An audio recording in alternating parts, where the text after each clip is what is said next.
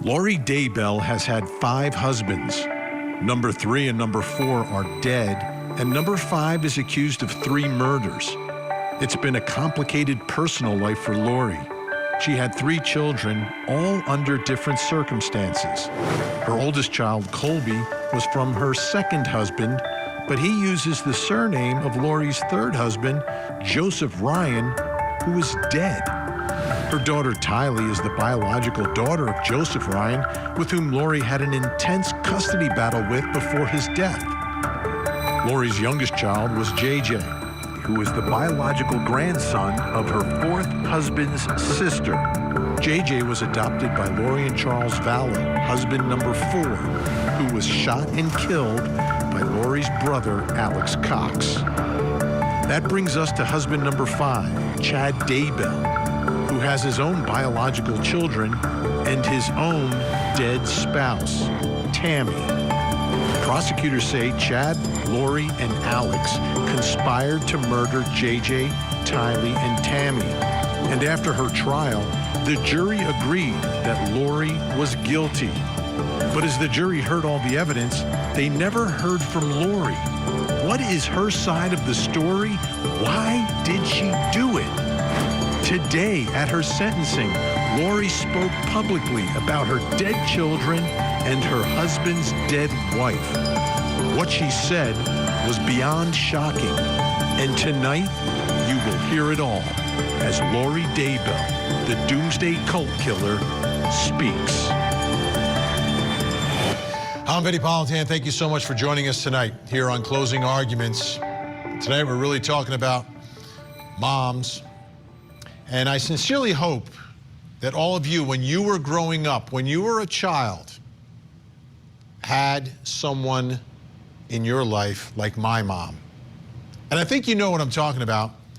A mom who makes you feel like you are number one, that you are important, and that you have everything that you need, and someone who was always there for you. And you know the type of mom we're talking about. And really, I hope you had that type of mom. And I know the moms that are watching right now are those types of mothers. And I know my children have that type of mom. Kids first. They all have that special filter. Everything I do, everything I say, every decision I make is through the filter as a mom. And that's how I learned how to be a dad, is through my mom. Like, you know, getting in there, the day-to-day stuff. By the way, basketball, love to play basketball. You know who took me down to the park when found out that I liked to play? Was my mom. She was the one who took me down there. It's because she played in high school too. So 2 children, JJ and Tylee. They had a much different mother. And that's extremely, extremely tragic and unfortunate. Extremely tragic and unfortunate. Because to put some perspective on this, when these 2 children are dead and buried in the backyard, right? To me, this is the image that tells you everything about the type of mother that Lori Daybell was. While they're buried in this backyard, and everyone's looking for him, where is Lori? Where is she? Of course, she's poolside in Hawaii with a bag of money and her new husband. That's where she is. That contrast, children buried in the backyard, one in a pet cemetery having been burned. There's Lori hanging out without a worry in the world. That explains to you exactly what type of mom JJ and Tylee had. Now, she's convicted of their murders, spoke today inside the courtroom. And we've all been wondering, like, we heard the lies on the phone calls when everyone was looking for them. We heard her say very little else, though, about what happened to them, and spoke very little about them. Well, today was her opportunity at her sentencing. Let's take a listen. I would like to start by quoting John from the New Testament in the Bible. In John chapter 8, verse 7, Jesus says, He that is without sin among you, let him first cast a stone at her. Then in verse 15, Jesus says, ye judge after the flesh. I judge no man. And yet if I judge, my judgment is true. Jesus knows me, and Jesus understands me. I mourn with all of you who mourn, my children and Tammy. Jesus Christ knows the truth of what happened here. Jesus Christ knows that no one was murdered in this case. Accidental deaths happen. Suicides happen. Fatal side effects from medications happen. I have a different perspective in life because in 2002, when I was pregnant with Tylee, I died in the hospital while in labor with her. They tried to stop my labor. They put me on the table and they put something in my IV, and I felt my spirit falling to the floor. I was standing near my pregnant body, watching the doctors try to revive me, which took them a few minutes.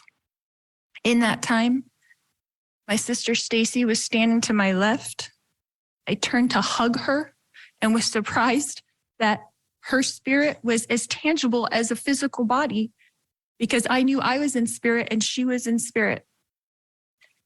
She said she needed to show me some things, and we went to heaven.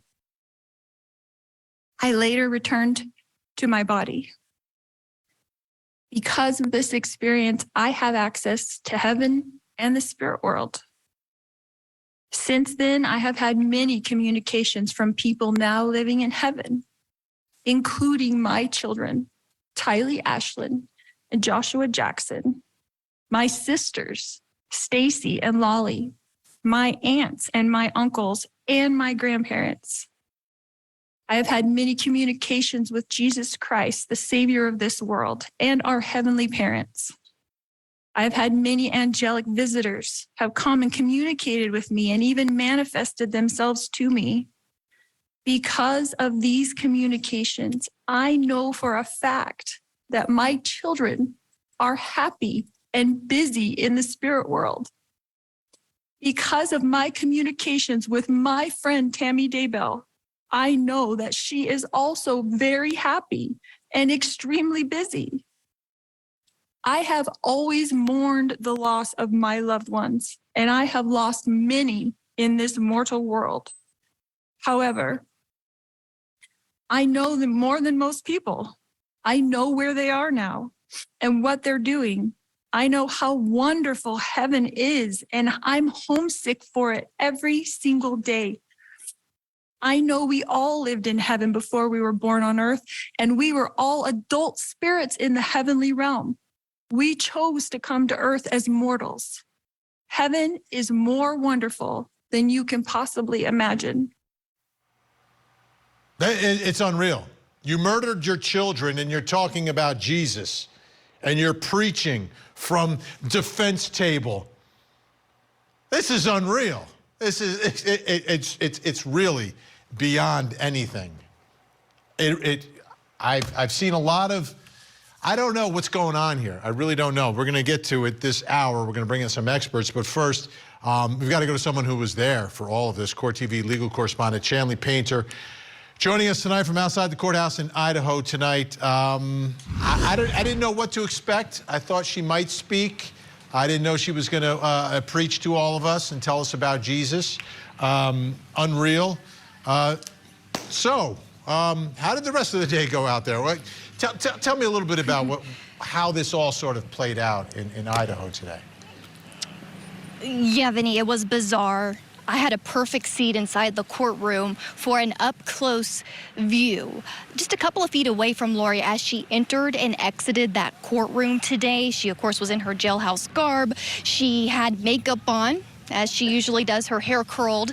And she sat there stoically. I had a hunch, though, that she would speak, because during victim impact statements, she would occasionally nod her head in disagreement, like she had something to say. And then we took a break, and when she re-entered the second time, she had a notepad, some paper, and a manila envelope, and was referring to it. So I had a feeling she would speak, and she took full advantage of that today. But that possibility of Lori actually speaking inside the courtroom for the first time ever drew people here, Vinnie, from all over the nation, near and far. In fact, they arrived yesterday around 3:30 in the afternoon. Those first few people showed up to start a line outside this courthouse. They stayed all night. There were only 28 people who could be inside today for the final cut to have a seat inside the court room, and so several rows were reserved. Law enforcement who worked tirelessly on this case were in there. There were 4 jurors who convicted Lori here, drove all the way from Boise, Idaho to be here to watch this to fruition, telling me off camera that they wanted to see it through to the end and how deeply affected they were sitting through this trial, and tearful today during victim impact statements. And then, of course, the family members of the victims. They all arrived earlier. The grandparents of J.J. Vallow, Kay and Larry Woodcock arrived. They rolled their eyes at each other, laughed during Lori's statement. Vinnie, as did Tammy Daybell's aunt, Vicki Hoban. She would nod her head like this to what Lori was saying, especially Lori calling Tammy a friend. And we also saw that Tammy's sister, a witness during the trial, showed up and spoke. Samantha Gwillen, the uncle of Lori Vallow Daybell, returned. These familiar faces that we witnessed during the trial returning to watch this unfold. The family ultimately believing that Lori was still doing what she always does, lying to the very end, not buying anything that she was saying. And her statement also didn't resonate with the judge either, Vinnie. He said at one point, "I don't believe that any God in any religion would want to have this happen." Here's his verdict, or his sentencing.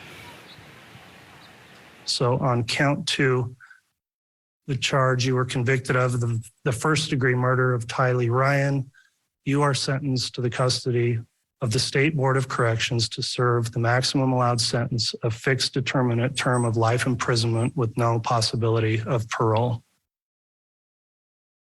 On count 4, the charge of the first-degree murder of Joshua Jackson Vallow, you are sentenced to the custody of the State Board of Corrections to serve the maximum allowed sentence, a fixed determinate life imprisonment sentence with no possibility of parole.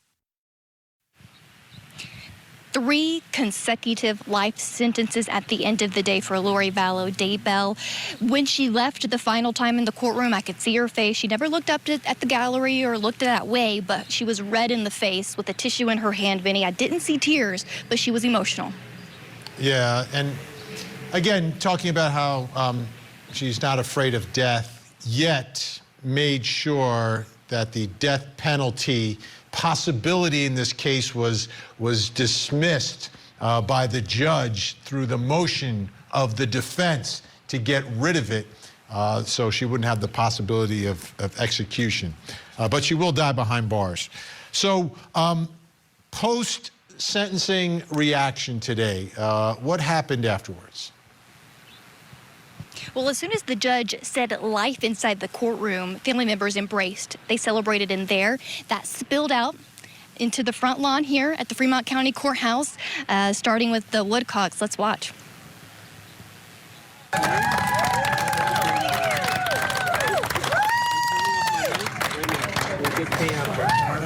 After this fight.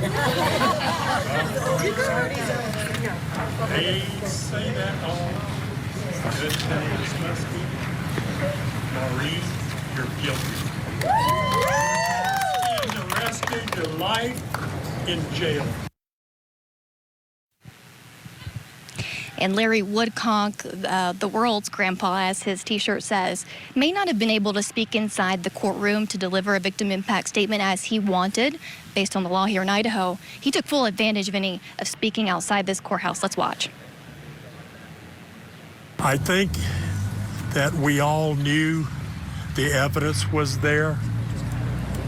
But if you think that I didn't worry, if you think that our family didn't worry, until the moment Judge Boyce said basically 3 consecutive life sentences, you're wrong.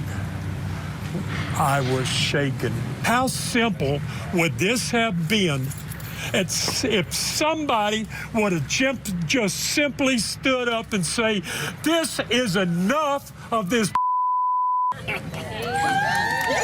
This is enough. We're not talking about murdering people. We're not talking about people dying. We're not praying for people to die. That is sick.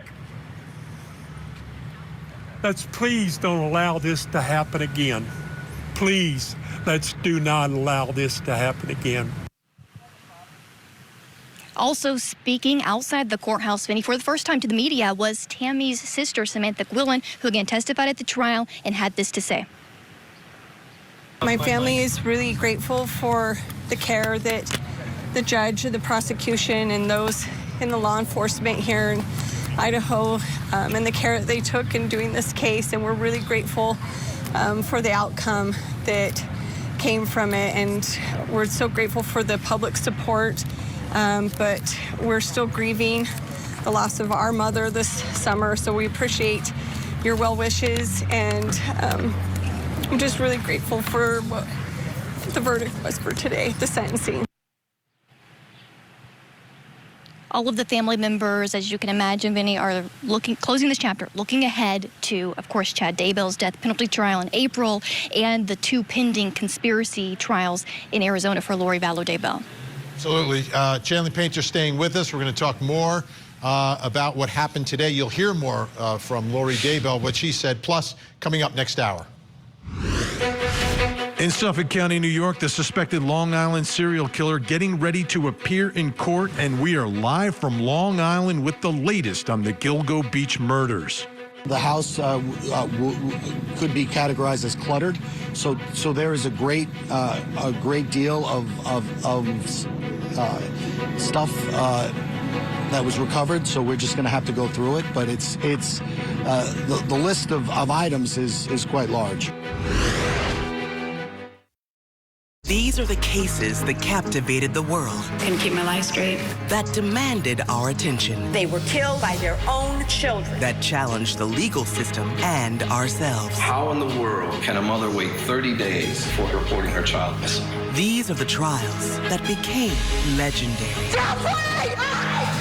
And now you can relive them all in one place. Court TV Legendary Trials. Go to courttv.com/legendary trials to find out how to watch.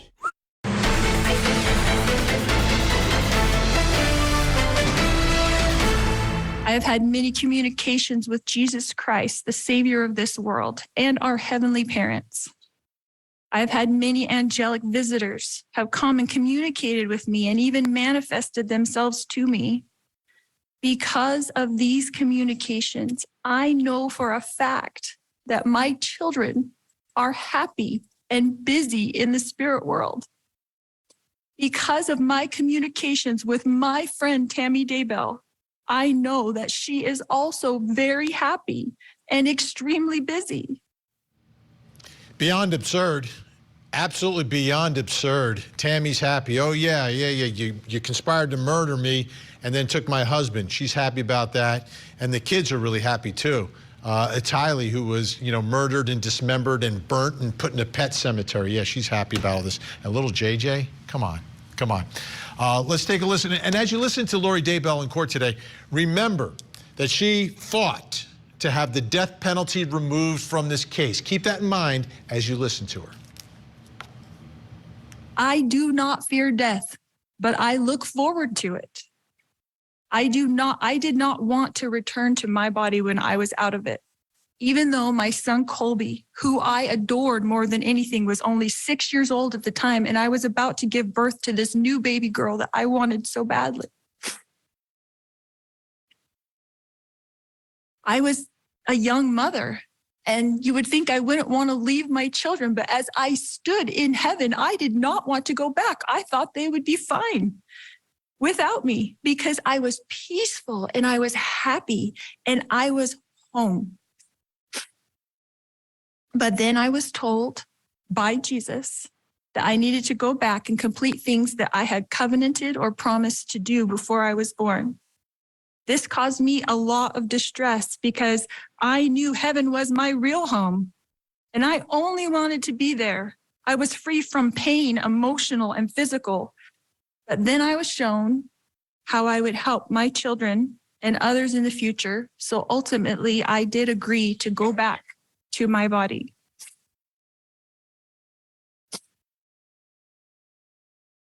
Tylee has visited me. She is happy and very busy. Tylee is free now from all the pains of her life. Tylee suffered horrible physical pain her whole life.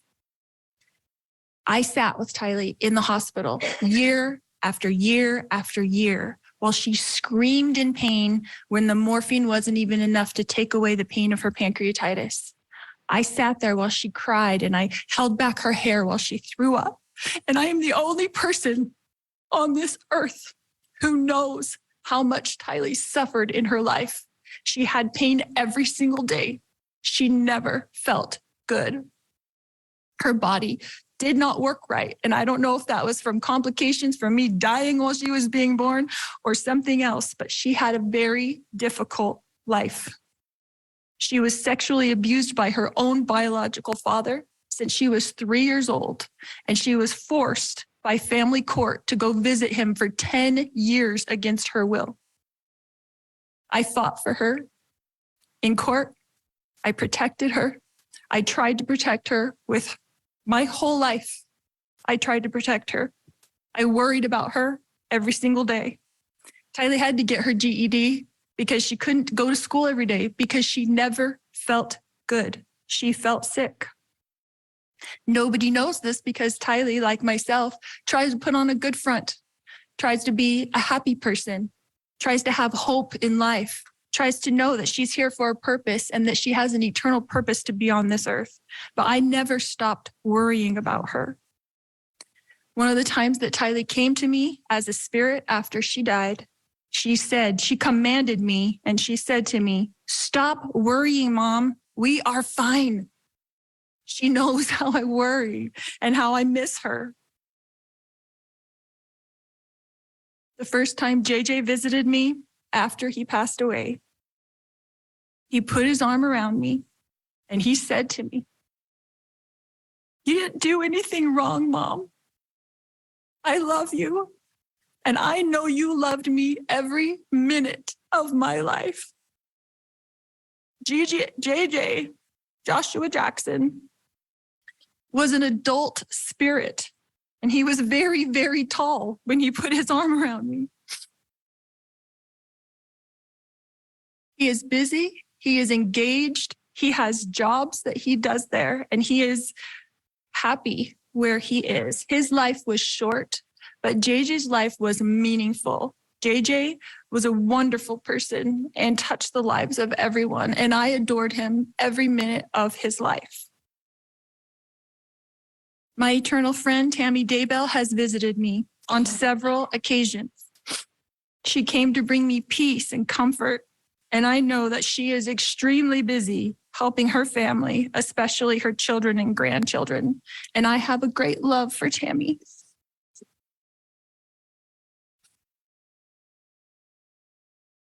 My beautiful children, Tylee Ashlyn and Joshua Jackson, rest safely this day in the arms of Jesus. My wonderful friend, Vallow Daybell, rests safely this day in the arms of Jesus. And I look forward to the day when we are all reunited and I too will rest with them in the arms of my Jesus. Yeah, I wouldn't hold my breath on that one, Lori. It's really amazing the way she twisted this whole thing, but would you expect anything else from Lori Daybell? Let's bring back in Chanley Painter, Court TV legal correspondent. It's breathtaking when you hear what she's saying and how she's saying, knowing the facts and having, heard the evidence and the testimony in the case. So tell us about the victim impact statements today. Always a significant part of what today is about.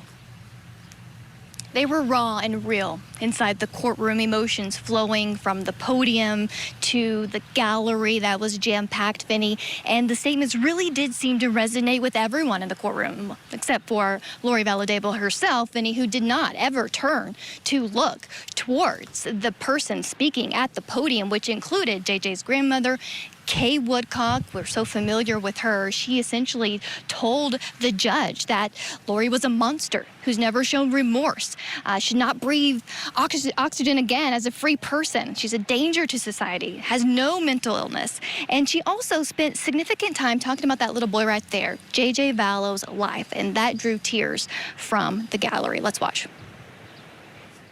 1,536. That is how many days it has been since I've seen JJ, and how many days since I was able to see that same candlelit glowing grin and for being sung happy birthday. You see, the last time I was able to hug and kiss JJ was in May of 2019 when we celebrated his 7th birthday. It is just so wrong. He didn't get to have that joy and feeling of love of another birthday because his mother is greedy and his life was expendable to her. We never know when one of those moments are going to hit, but I can tell you that there have been too many situations in the past few years where we get slammed with the fact that JJ won't hit another milestone in his life. I'll leave with 2 final numbers. 3 for the 3 people who were murdered, who we will never forget. And finally, the number 1 for the defendant, the person that will never matter again once we walk out the door. During Kay's statement, one of the jurors wiped away tears in the gallery, and I noticed Lori shaking her head no several times during Kay's statement. Also speaking were the aunt and sister of Tammy Daybell, also emotional, calling Lori a liar, a thief, an adulterer, a murderer, and that Tammy Daybell never deserved or would have ever expected what happened to her. Let's watch. Tammy was brutally executed in her own bed. She was taken from us by murdering thieves. Lori sits here convicted and prepped for prison. And let's be honest, the only question left is for how long. But Tammy was robbed of her entire life.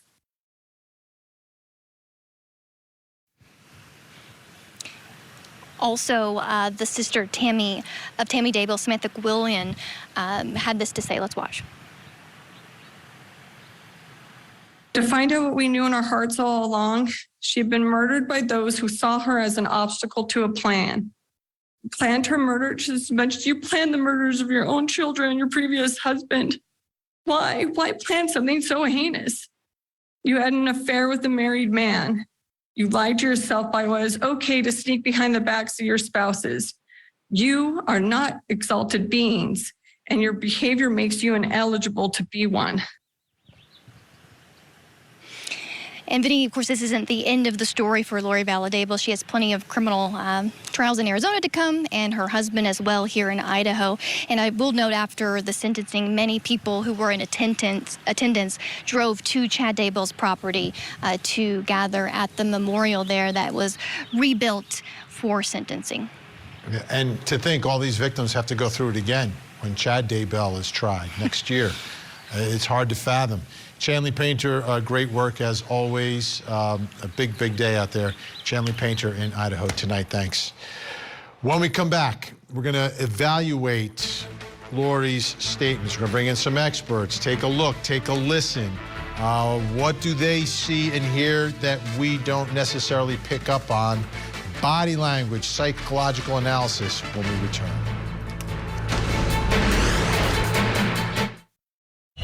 There was pounding on the door. Bang, bang, bang. He said that we'd seen his face and there was no way that he could ever let us go. I survived because I'm a born fighter. I Survived. Tonight, 10/9 Central on Court TV.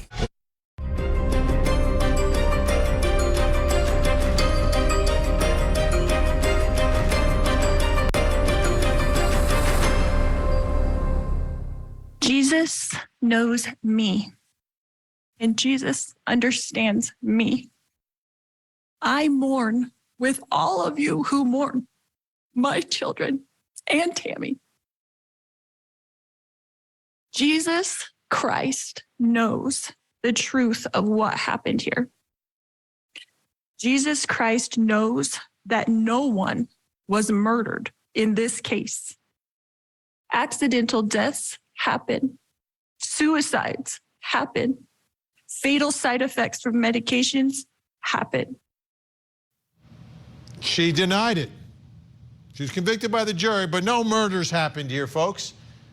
Let's dive in a little deeper here. Joining me right now, body language expert, author of the New York Times bestselling book, You Can't Lie to Me, Janine Driver, and in Los Angeles, California, body language expert, forensic psychiatrist, trial expert, witness, and columnist, Dr. Carol Lieberman. All right, great to have you both here. What'd you think of that denial, Janine? Oh, so in my world, it's called offering evidence before it's asked. It's not a denial. She didn't say, I didn't kill them. The strongest denial is to say, I didn't do it. And we didn't hear that. Instead, we said, Jesus knows. You'll often see master manipulators and liars, not just murderers. You got Jussie Smollett staging a hate crime in Chicago a couple of years ago saying, God knows what's happening. It's called character testimony. Just ask my friends, Vinnie, they'll tell you I don't smoke. Just ask my coworker, they'll tell you I don't do edibles. When people bring in other people, especially Jesus or God, be very suspicious. It's called character testimony. You don't need it if you just simply tell the truth. I didn't kill them. I is an ownership statement, and we didn't hear it here.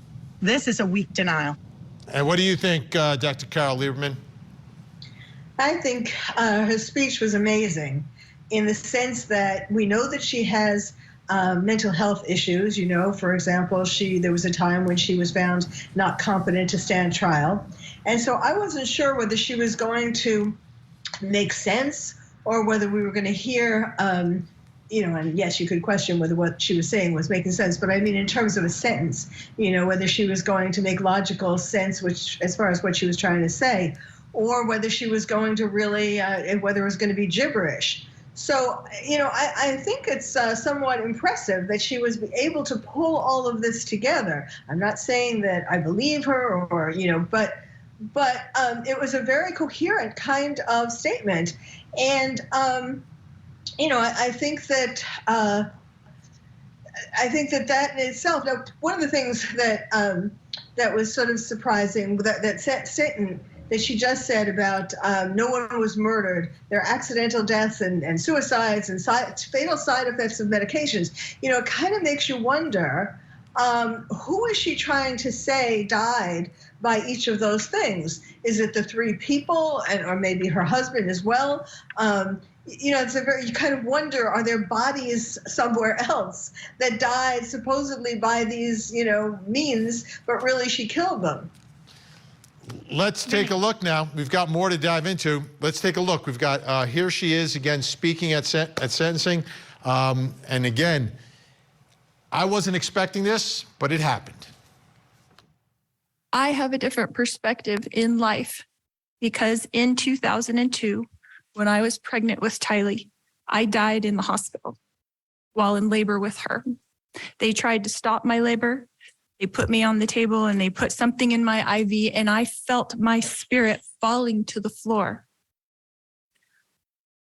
I was standing near my pregnant body, watching the doctors try to revive me, which took them a few minutes.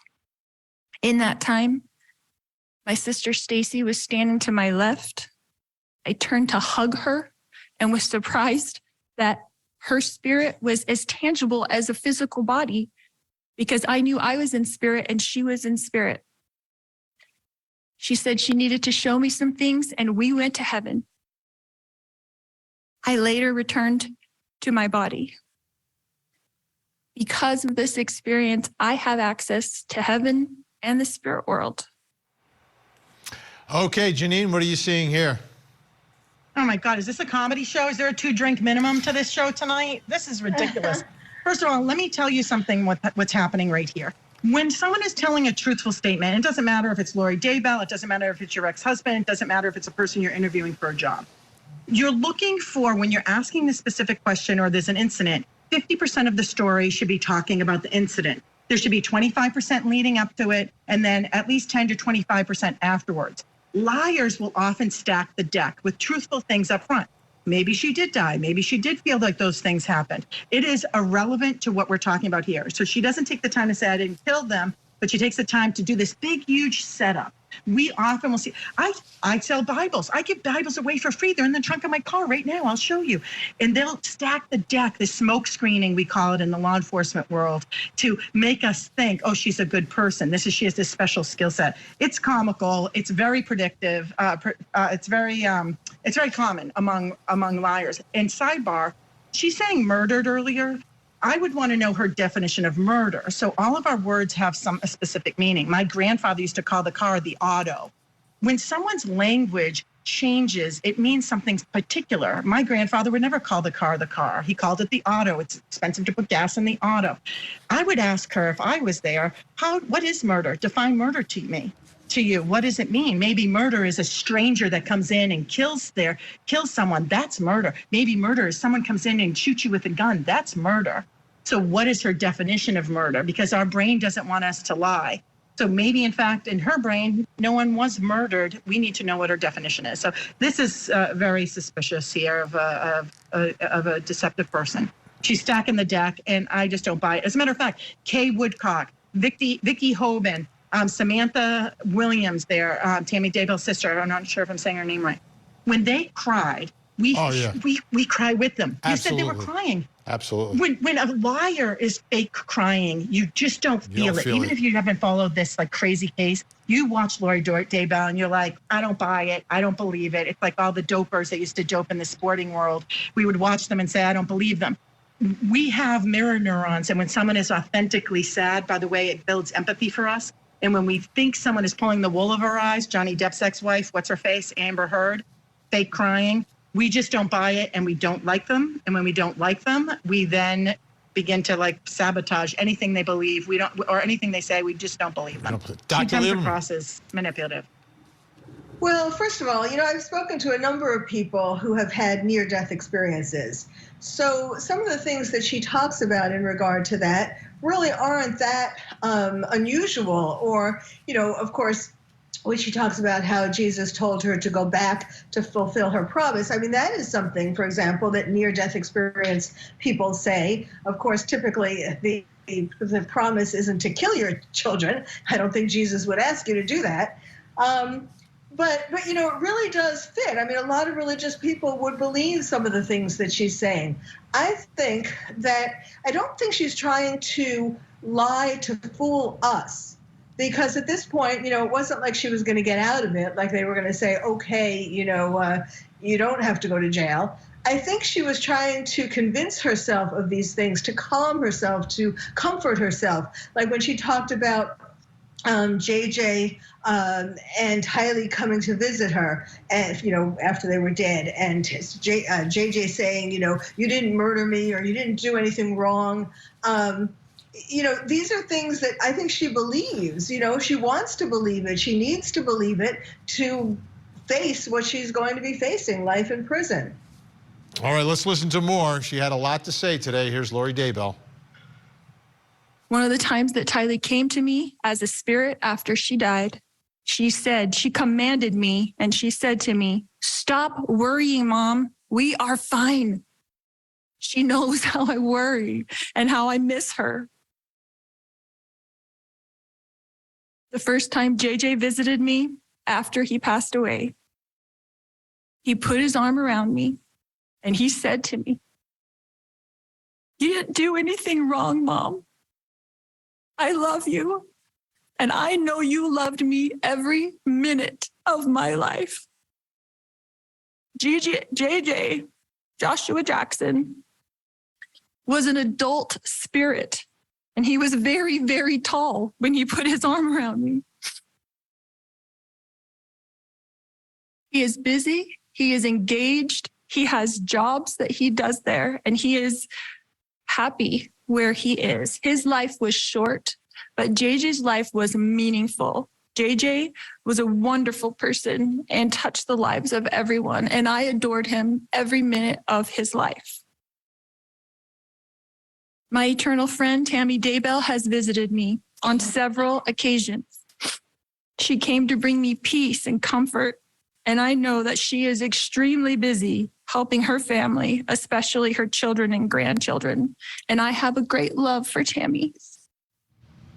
All right. Janine and Carol, you each have about a minute and change here. Go ahead, Janine. First of all, I think it's, this is me, just my own opinion.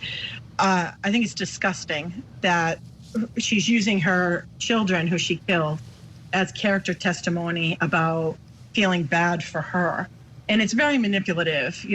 I teach how to persuade and influence human behavior ethically. And what she's doing is one of the great ways to influence and manipulate people is through storytelling. And what happens is we relate to stories because begins to paint a picture in our mind's eye, and we begin to believe that it's reality, that it actually happened, right? Our brain doesn't know the difference from what happened and what we believe that happens. What we see here is her hands are below her here. I don't know if they're handcuffed. I saw her hand come up there just a hot second ago, but I want to see your hands engage when talking. So this is manipulative, disgusting to me. We're not seeing her hands. When someone hides their hands, it sends the message, even in a boardroom meeting, you're sending the message that you have something to hide and you lack confidence. So be very careful. And her sadness is fake. It's like being a weatherman and not knowing how to decode the weather. When you can understand true emotions, you can begin to navigate the storms before they even come.